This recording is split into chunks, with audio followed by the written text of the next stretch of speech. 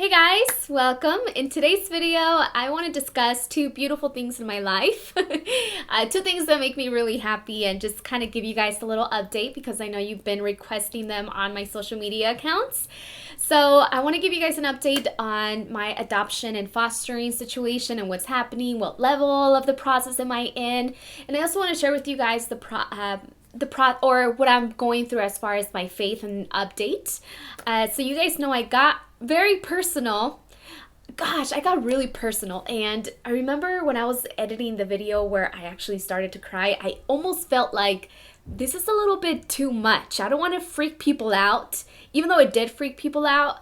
I was expecting a lot of negative comments just because I was being very, very vulnerable to my feelings and emotions and what I was feeling at that exact moment. And I am so happy that I did that though, because this is a whole new part of my life. And I honestly do feel like I'm living a new life.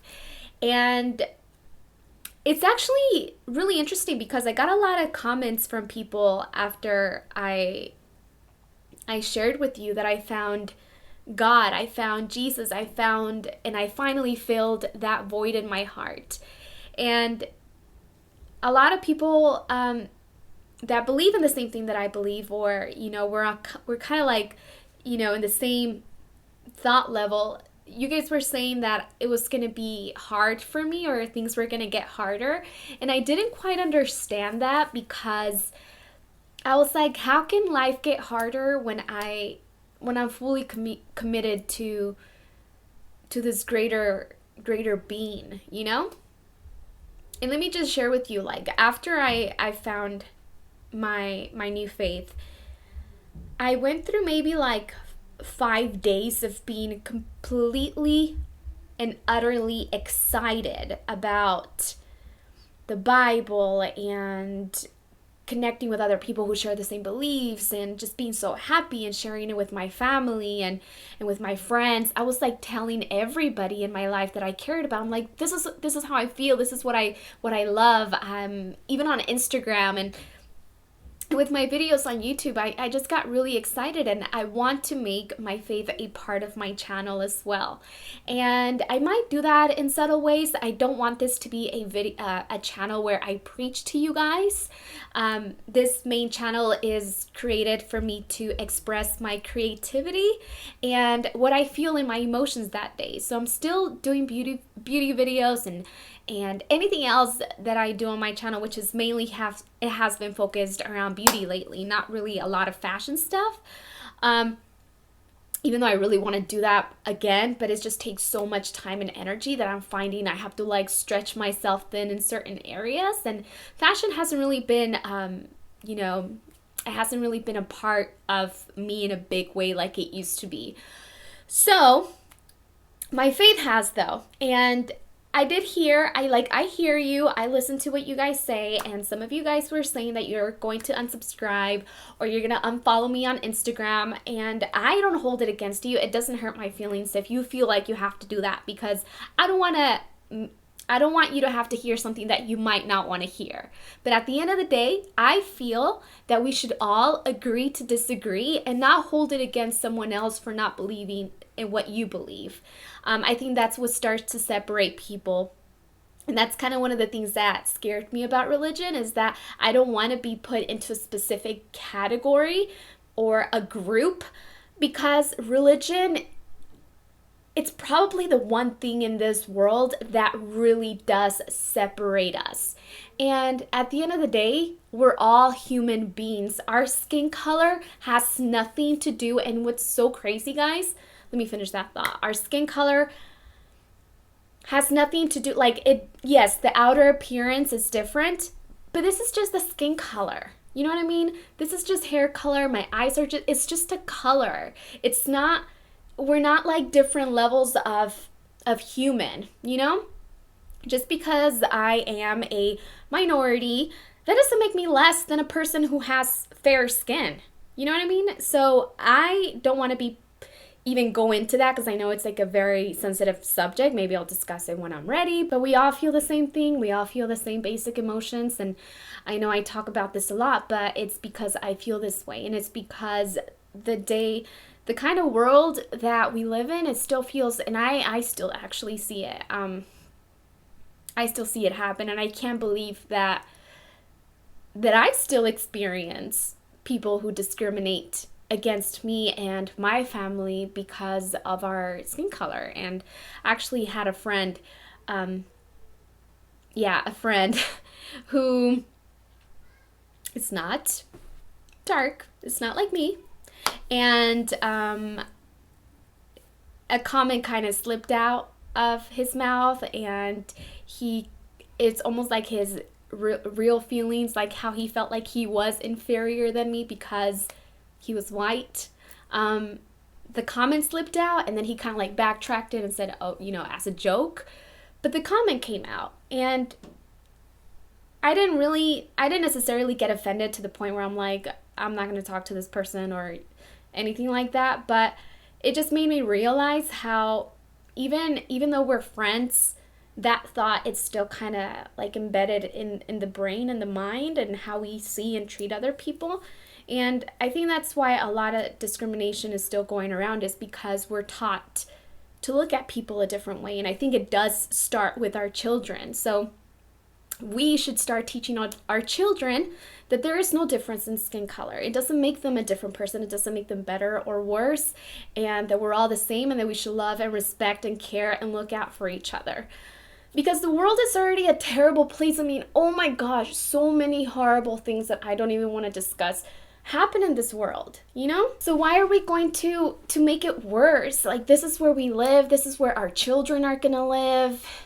This is where our children's children are going to live. They're going to inherit this planet.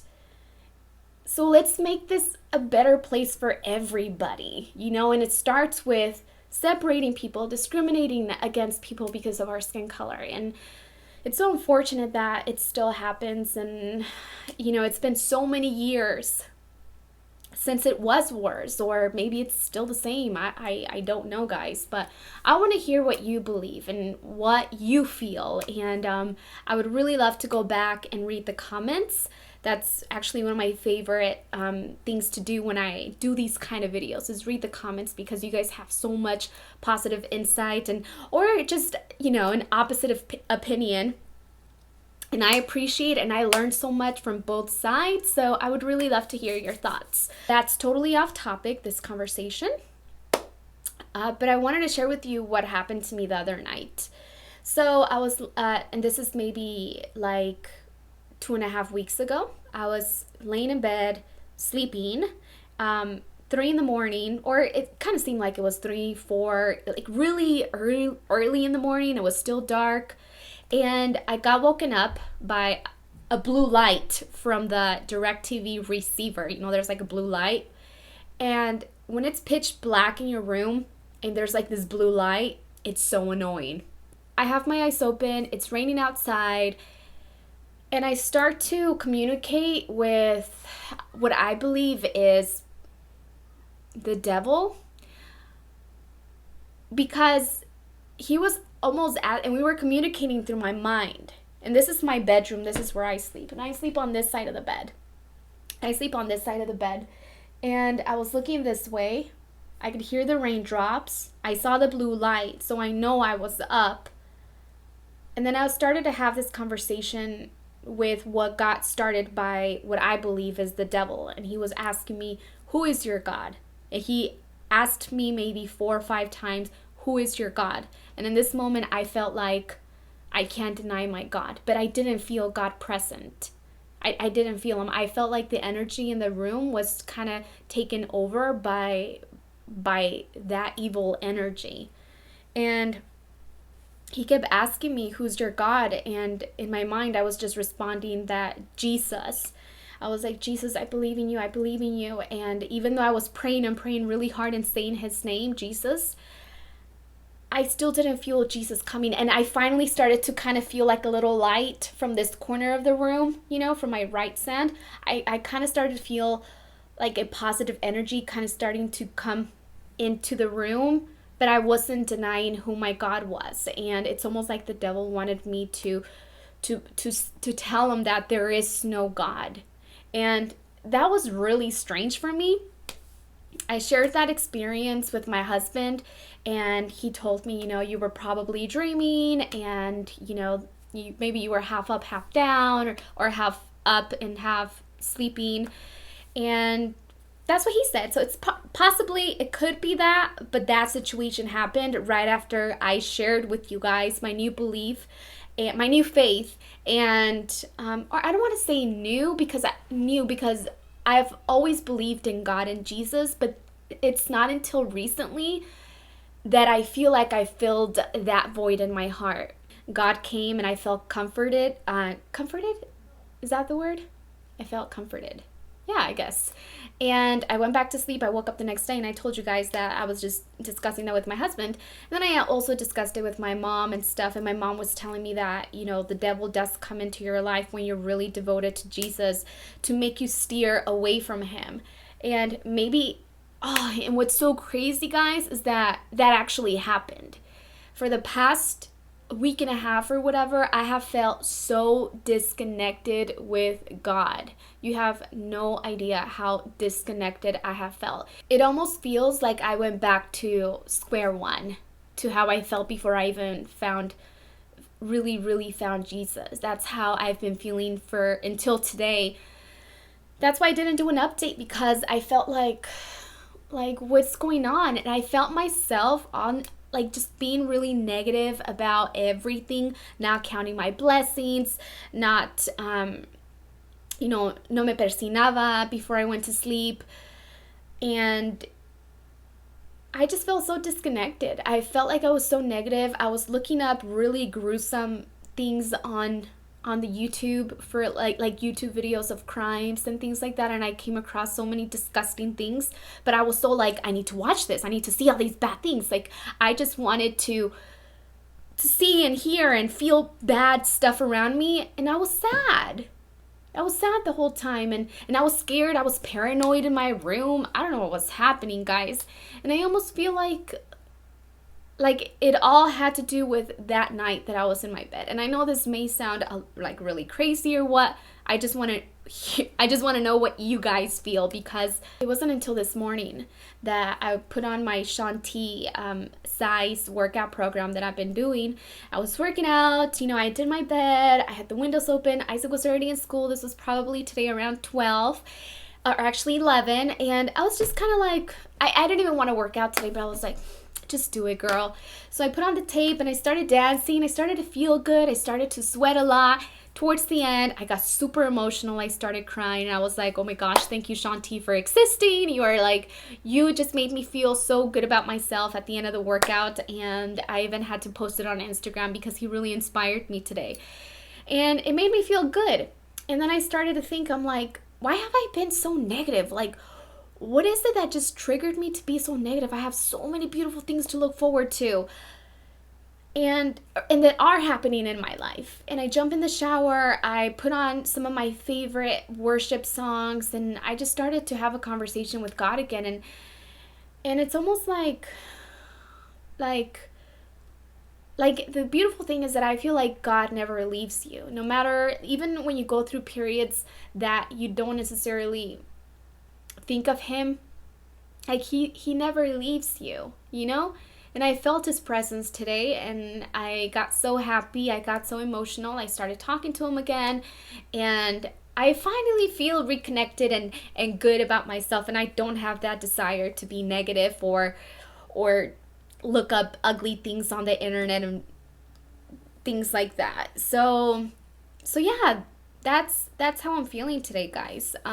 I do feel like music, worship music actually helps me a lot in coping and just coping with my emotions, and also reconnecting and feeling his presence here. And I was going to give you guys an update on the adoption story. I'm probably going to do that in a different video, guys, because it's already 21 minutes, it says. All right, so just to give you guys a little update on the adoption, we've been taking, my husband and I, Jesse, we've been taking PS MAP training classes, which are classes from 9 in the morning to 3:30, 4 p.m.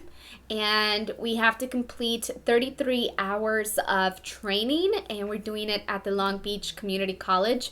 So that's what we've been doing every Saturday. We have one more Saturday to go. We're so excited. We're gonna get certified finally this Saturday, so we can bring children into our home. Now, how we're doing it, we're going through the the fostering system. So we're going to be bringing kids who are in the foster system. We're not doing it through a adoption agency, which I know a lot of people were wondering what we were doing. So I don't know I do know the difference, but I do know that when you adopt a child from an actual adoption agency, I believe you have to. It's really expensive. I'm not sure. But I know that you have to get lawyers. There's a whole different process. I wasn't even aware of this, but that's not what we're doing. So that's why we have to take all of these classes for fostering. And we have to foster a child first. And we've been learning so much in these classes about what these kids in the foster system go through. And it's so horrible. It's so sad that children have to go through this. Like, just imagine you in your room right now, and you just get taken out and you're placed in someone else's home that you don't even know. That's exactly what happens to kids in the foster care system. They are just ripped out of their home for whatever circumstance that is beyond their understanding or beyond their control. They're just taken out and placed in different homes. Just imagine you being in your home. You love your room. You love all your stuff. You can't take a lot of stuff with you, and you're just being taken from home to home to home. Like, you have no stability. These kids have it's so difficult for them. So when we do bring in a foster child, unfortunately, we cannot share pictures. I will not be able to show you guys who it is that we have in our home, and I love that because I have to, and we are going to respect their privacy 100%. If they're foster children, it's actually against the law to share pictures of your foster kids because you have to respect their privacy, and you just can't go on, and I can't come on here and tell you their story. I would never do that. Maybe once we adopt, though, once that foster child is ready for adoption, then I'll be able to share with you guys, not the backstory of them, but I'll be able to finally share with you guys who this new addition to our family is. Isaac is so pumped up. He tells his teachers. His teachers actually think that I'm pregnant because Isaac tells them that he's gonna have a new baby brother. So I hope you guys enjoyed today's video. I just want to put something out towards the end. One thing that I said to myself about this year is that I'm not going to apologize for the way that I feel as long as it does come from a good place. So this is what I feel, this is what I believe, and I didn't mean to offend anybody with anything that I'm saying, but at the end of the day, this is what I feel, and I'm not going to apologize for what I feel in my heart. So hopefully you enjoyed watching today's video. I know it was a long one, but yeah, thanks for watching, and I'll see you guys next